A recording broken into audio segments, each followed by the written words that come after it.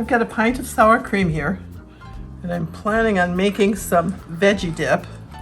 My cousin Sue made it and gave me the recipe, and I've been using this for a very long time. I use mayonnaise in this.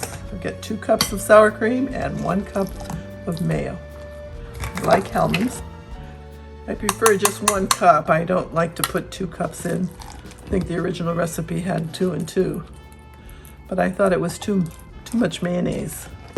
So I cut it back to 1 every time I make vegetable dip or have a crudité plate. This is what I use.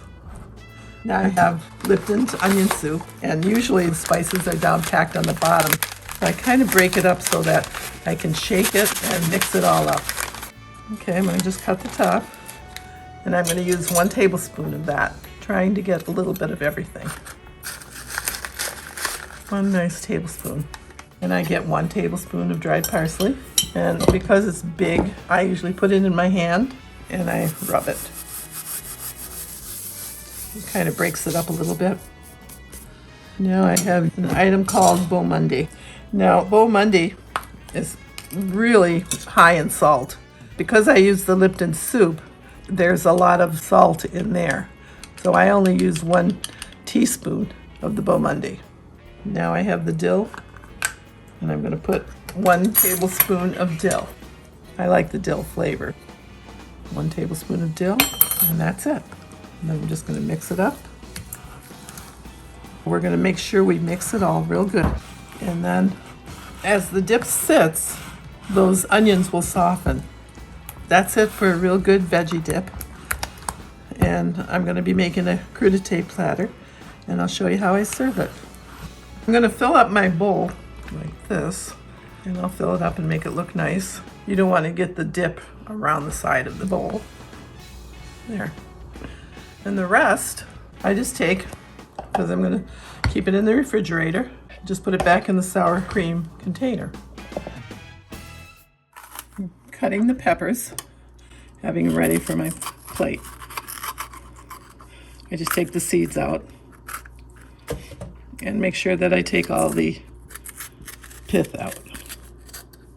I wash the peppers on the outside of the pepper before I cut them, and then I don't wet the inside because then they get all slimy if they sit for any period of time in a plate. Nowadays they have such beautiful colors. I think we used to just use the red and the green ones. Sometimes when there's too much of an edge, I cut that off so that I have nice strips, and I don't cut them real big. Try to make them all the same size. When I bought the peppers, I made sure I tried to get ones that would make a nice slice. So I'll trim this down a little bit. I like them all to look really nice on the plate. I like the English cucumbers. They're nice, they're not a lot of seeds in them. And sometimes if they have them, I get the Persian cucumbers, the little ones, and just cut them in strips. I want to show you something we used to do. I would take a fork and go down, and you just go in, and it just makes it a little bit nice, and then you slice them. See, they got that little design in them. Now let's take a look at this cauliflower. Cauliflower does go. It is a really popular item, and a lot of people like it. So I'm going to put several big flowerets I'll cut off, and that's probably plenty. And naturally, I washed all these vegetables off before I started, so they're all clean and washed. And I'm going to cut them and make little flowerets, maybe about this size, there and there. And I always take and peel off these little pieces here that are part of the stem. You always want to make sure there's a stem so that they got something to grab, and people can pick it up and dip. Sometimes there's like, see, this is sort of going to a little bit brown, but I just cut the top off and they're fine then. I've got some scallions, and nowadays people probably wouldn't need a scallion, but I put them on just for the memory of it. I know my uncles used to really like them. It looks pretty on the plate. Now I take these and I stick them in the ground, and I get scallions.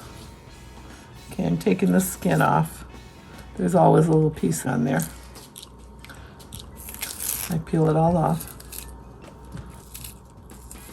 like that. I line them up so they're all even. Then I cut and even off the tops. I've got a piece of broccoli here. I'm not going to use very much, but just a little bit for color, and some people actually do like the broccoli. We're going to cut them in little flowerets just like we did with the cauliflower. Now here's another little trick. When they're yellow like that, I don't like that, so I go underneath and I cut all that out. And I also trim the stem. Take all the hard stuff off. And there's your nice little flowerette. It's kind of messy there, so I'll cut this piece off. You want all your pieces to look nice. You peel the stem because they're a little bit stringy. People would choke on it. I'm going to do the radishes. I went to the store looking for radishes, and these are huge. And it was the smallest ones I could find. I trimmed all the radishes, but I saved one to show you. I always buy the ones with the greens on them. I never buy the packaged radishes. I don't care for them. Trim around the edge just to get some of that dark and fuzz that's right around the stem. Then, when I'm ready to use them, I cut this part off. I don't cut it until we're ready to use them because they do change and they don't look very nice when that happens. Now I'm going to do the carrots.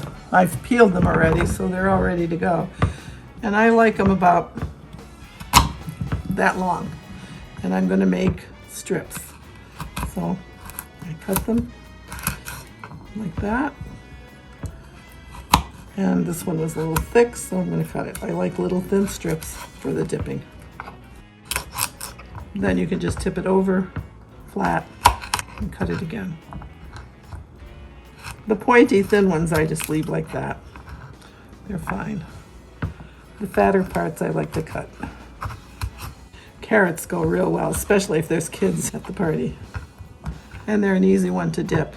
Some things are more popular than others. If I have leftovers, I just cut them up and put them in a salad. The cauliflower and the broccoli, I just steam it and have it for dinner the next day. So nothing ever goes to waste. Put them over here. Boy, this is almost pretty enough to be the platter. Next thing I'm going to do is show you some celery. You can do a lot of things with the celery. Don't ever throw these parts away. Cut off that stem. I always go down the one side, take off the string on this side, and I always peel my celery very carefully. You can do it with a peeler if you can't do this, because all these strings will make people choke.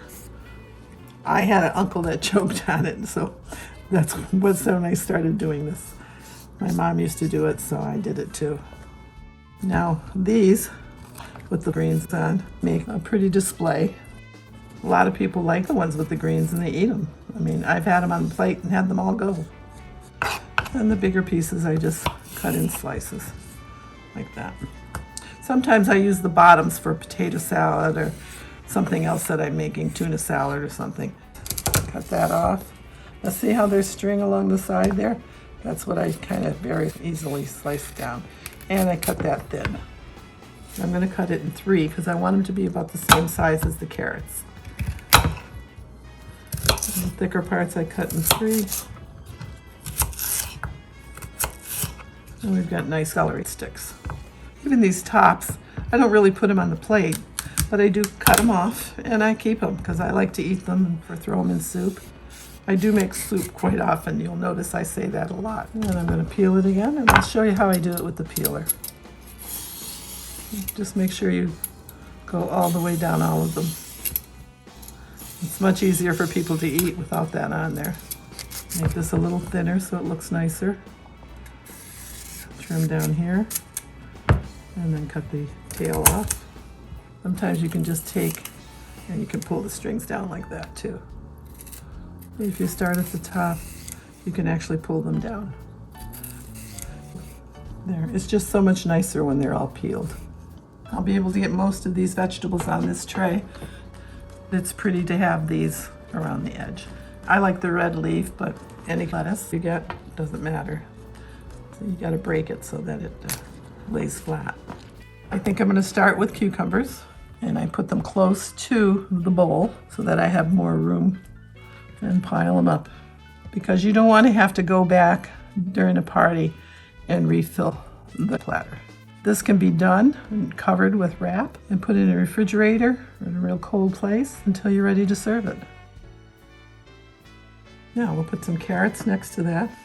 Try to get as many as I can in there. And if you have them sticking out, you can get more on there.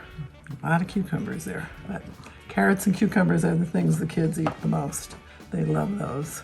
Next, I think I'll just put this little bit of broccoli. It can overlay on top of the carrots. Sometimes I have the flour coming out. I'll put the red peppers, again getting close to the bowl. See all these ones with the leaves? There'll just be sort of a separation. A lot of celery in there. I'm going to put these green peppers over here next to the celery. I'll put the radishes over here close to the cucumbers, and it'll brighten that side up a little bit. Getting close to the end. Now we have a big spot here for the cauliflower, and I'll pile that in there real close. But first, I think I'll just stick the scallions in here. Have them stick out a little bit. And I'll put the cauliflower all around it. And the orange peppers will fit right in there. Now I just take some grape tomatoes and just kind of drop them around on the plate anywhere they fall. There's my beautiful crudité dish. I just think it's so pretty. It's bright and colorful, and they'll eat it and enjoy it.